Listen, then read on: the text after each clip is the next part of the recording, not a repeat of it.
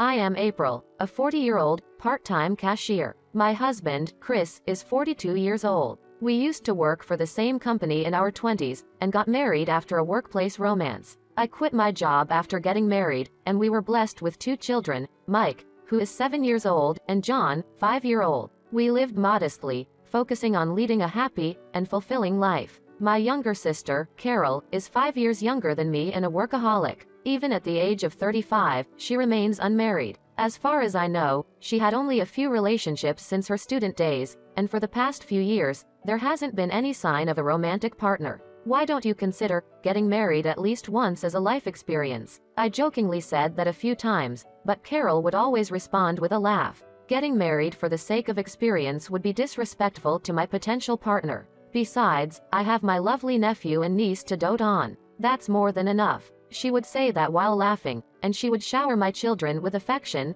spoiling them. My sister, unfortunately, passed away in a sudden traffic accident. She was the type of person who faithfully followed even the smallest traffic rules because she believed they were there to protect others. On that day, she waited for the signal to turn green before crossing the sparsely trafficked road. However, she was hit by a drunk driver who thought they could get away with it. She died almost instantly. The day before I received the news of the accident, we spoke on the phone just like any other day. I never imagined that the next day, she would be gone from my life so suddenly. It's a reality I have to accept. I have to raise the 2 children she loved and cared for. Even though I understood it in my mind, my heart couldn't catch up. There were some mistakes on my part, and I knew that my husband, who had been supportive at first, was starting to become a little frustrated. Are you okay with this? Should we leave the kids with my family? I believe my husband was trying to be kind in his own way, but if the children were taken away from me now, I would lose my reason to live. I'm sorry. I'm fine. Please don't take the children away from me. Take them away? I never intended to do that. I felt like I had hurt my husband, but I didn't have the capacity to consider his feelings at the moment. Only the heavy atmosphere remained in the room.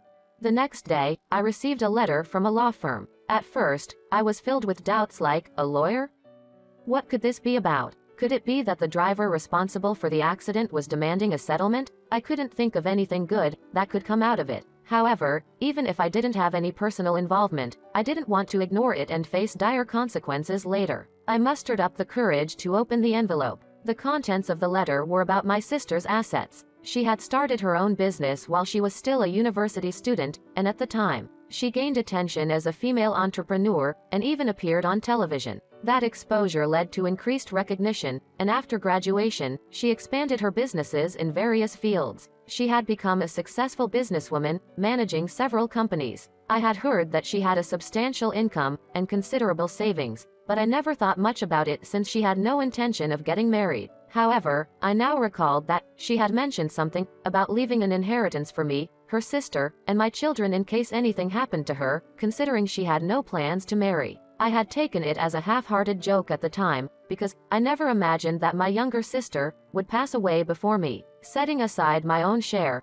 I made a vow to honor my sister's wishes and ensure that the portion designated for my children would be executed exactly as she had intended. I initially thought that the inheritance amount wouldn't be that substantial. However, as I continued reading, I couldn't believe my eyes. The total inheritance amount was $5 million. Could it be a mistake? I double-checked multiple times, but the figure clearly stated $5 million. It was an astronomical sum, far beyond what an average person would inherit. It was not the kind of amount that could be kept a secret from my husband clandestinely. I thought it would be best to inform him, so I casually mentioned it to him. However, given that the actual amount seemed unrealistically high, I decided to round it down to $1 million. After all, $1 million is a figure often heard in relation to lottery winnings. Little did I expect that the news would somehow leak to the outside world. Chris, I haven't heard from you recently. Are you doing well? My husband and my in-laws have a very close relationship. Even though we are married and living separately, they regularly exchange updates with each other. Well, my husband being the eldest son, probably adds to their closeness. They sometimes send local seasonal items as gifts. Given this kind of relationship, I didn't think my husband, who had been helping me with household chores and childcare while I was feeling down due to my sister's sudden death, would have the luxury to contact his family. However, my worried mother-in-law reached out to me through a video call. Well, April's sister had an accident and passed away. Oh my, why didn't you let me know? Her sister was running multiple companies as a CEO. We held a funeral mainly for business associates. April's parents are no longer alive, and I believe there weren't any other relatives. She said during the wedding introduction that you two only have as family. April's sister was a well-known person who appeared on TV for a while, right? She hasn't been on TV recently, but still, as a CEO running multiple companies, she must have had a substantial inheritance. Yeah, it seems like she inherited something. Chris had no ill intentions. It was merely his usual way of updating his family. However, I chose to inform him, because we are a family living together, and I intended to stay by his side. Although we lived separately from my in-laws, and Chris said there was no need to worry about being the eldest son's wife, or anything related to the family line, I couldn't fully trust them, or feel comfortable sharing everything with them, despite not disliking them. A few days later, my in-laws came to our house. I wanted to see my son and grandchild's faces for a change. However, they should have been seeing each other's faces frequently, through video calls. After exchanging formal greetings with their grandchild, they quickly opened a travel brochure and spoke loud enough for me to hear. Honey, you haven't been on a trip lately. When was the last time? I think it was when our first grandchild was born, and we went to Eyes for the shrine visit. Oh, so it's been about 7 years since we last went? I could hear their conversation clearly as I worked in the kitchen, and I noticed my husband glancing at me from time to time. April, why don't you come over here and join the conversation? Impatient with my hesitation to join them, he urged me to participate in the travel discussion. Reluctantly, I brought tea and sat down with them. By the way, wasn't our 45th wedding anniversary coming up next year? Oh, 45 years, that's impressive. They emphasized that it wasn't just a trip they wanted, but it was also meant to be a celebration of their anniversary. True, they had taken care of our children for a few days in the past. And during the birth of our second child, they stayed here for an extended period, taking care of the children and Chris. I felt a sense of indebtedness for their support in taking care of the elderly, and I decided to give them a trip as a present, including their anniversary celebration. However, instead of using the inheritance from my sister, I planned to use the savings from my single days, and the savings I had accumulated from part-time work, which I had set aside for emergencies. In a way, this situation could be considered an emergency. Satisfied with this decision, my in-laws stayed overnight and returned to their home. After returning from their trip, my in-laws expressed their gratitude and praised me. Thank you, April. We had a wonderful time. Chris really married a great wife. However, their words didn't feel like genuine expressions of joy and gratitude. Furthermore, my husband added, if there's anything you need, don't hesitate to ask. Money is not a concern. His tone made it sound as if he had inherited the entire fortune. Chris, the way you're talking makes it seem like you inherited a substantial amount. She started imagining things on her own and then asked me in a soft, coaxing voice, April, I've been wanting to try ordering some specialty products. What do you think? While staying at home, we can enjoy local specialties and luxury items from various places. However, it can be quite costly, so for our family of 4, it's not something we can easily afford. It must be my age. I realized during our recent trip that I get tired easily. They say we can taste local specialties at home. In other words, he was implying that due to his age, he couldn't travel freely anymore and would rather indulge in luxurious experiences at home. It's almost Father's birthday. I couldn't refuse celebrating his birthday when he mentioned it. He expressed his desire to try a meal that cost over $100 per person, so I ordered 2 portions. However, when my husband complained about not having their own portion, I ended up ordering an additional 4 portions. If maintaining a good relationship with my in-laws requires such expenses, I decided to think of it as the cost of maintaining that relationship.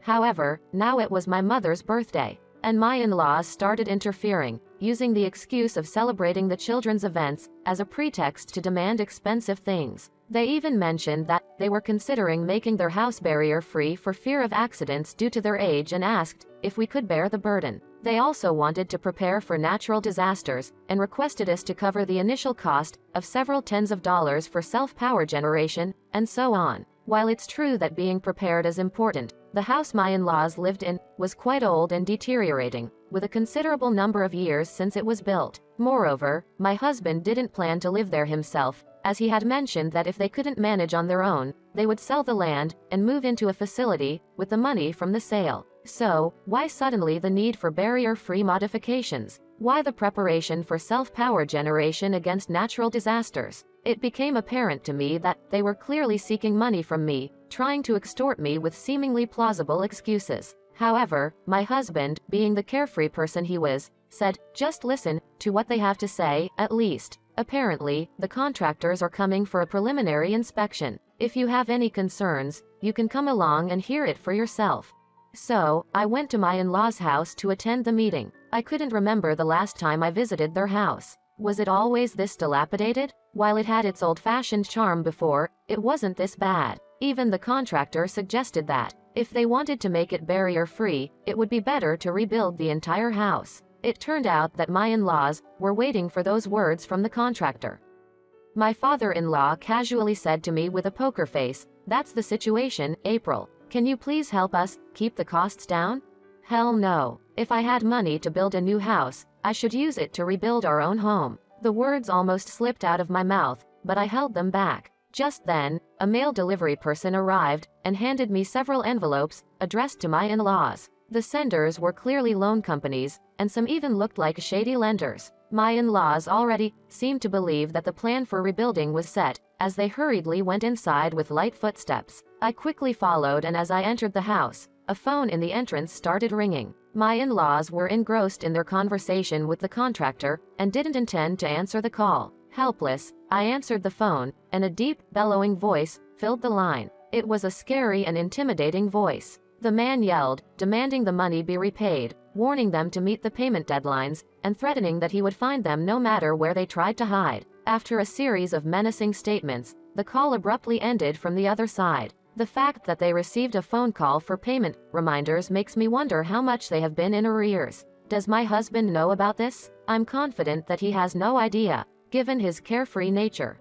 He might either think that it's limited to his parents, or even suggest that I should help them out. The current phone call is definitely related to something shady, beyond just a regular loan. It's clear that I can't handle this on my own with just my husband.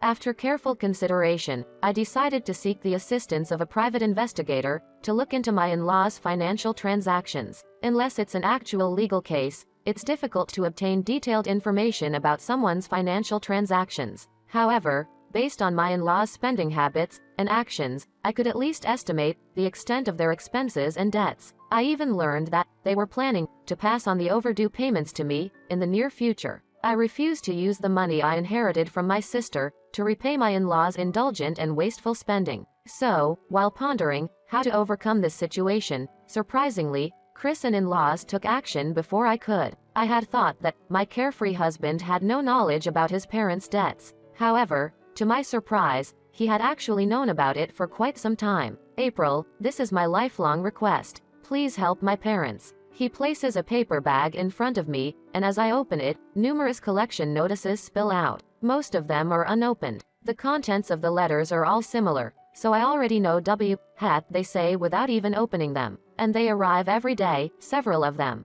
Lately, they've been coming to the house and pounding on the door from early morning. They even put up strange posters. If we fulfill their demands, they might stop. That's why we're asking you, April. You must have inherited a lot, right? If so, paying off this small debt in one lump sum should be easy. If it's such a small amount, wouldn't it be better if you repaid it yourselves? You just have to give the amount I tell you. That's all. They must be in a desperate situation. My husband, who rarely raises his voice, is now shouting so loudly that the whole neighborhood can hear him. Both your husband and parents are begging you, so why are you behaving like this? You've become arrogant as soon as you received the money. You have 100 million, don't you? It's embarrassing how stingy you are. No, I can't do that. My sister passed away before realizing her dreams. I want to fulfill her wishes. That's why I won't use a single penny from her inheritance to repay your debts. What a heartless daughter-in-law. Absolutely. The words that come out of my in-laws' mouths are a series of insults directed at me. However, I have no intention of backing down. I've decided to use every bit of the money my sister left me for the future of my children. If it's her wish, I must fulfill it, no matter what. This money-grubbing wife of ours. She's not just stingy, she's worse than that. How dare she have the audacity to call herself a member of our family all this time, tarnishing our reputation. Oh please, the money-grubbing one as you. The tarnishing comes from your reckless spending habits and your disregard for the world. Your actions have brought about these consequences. It's surprising to see Chris, who used to support his parents, now joining in your abusive behavior. Come to think of it, April's sister, Carol, used to care for Mike so much. I suppose she wanted the inheritance to be used for that purpose. He still had the awareness of being a father, even in his decayed state. Upon learning about his sister-in-law's intentions, Chris chose not to join his parents in berating me any further.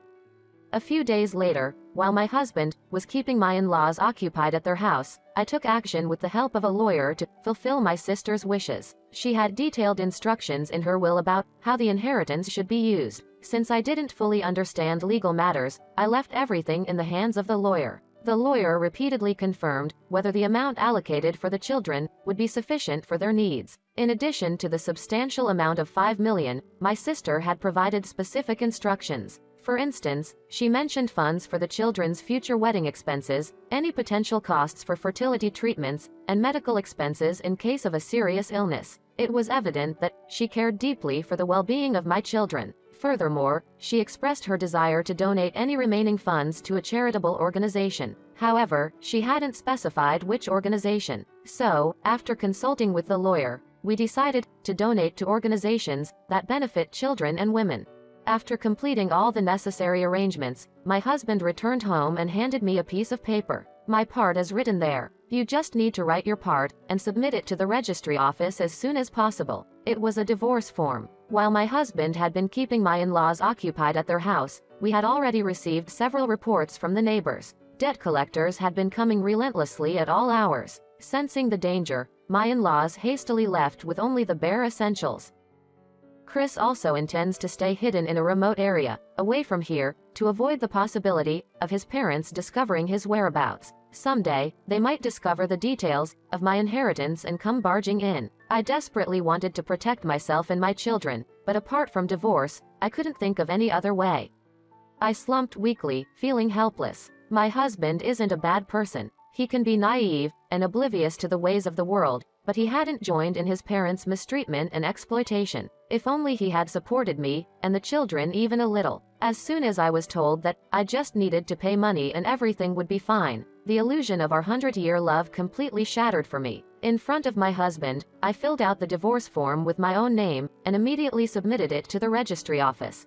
Since that day, I haven't seen my husband, nor have I received any contact from my in-laws. Immediately after the divorce, I left that place and moved to the land where my sister and I had spent our childhood. Only once, through a forwarded message, did I hear from my ex-husband. Apparently, their whereabouts were eventually discovered by the debt collectors, and both he and his parents were forced into hard labor to repay the debts. The letter ended with words expressing concern for the safety of our children. Today, I continue to live earnestly, striving to fulfill my sister's wishes.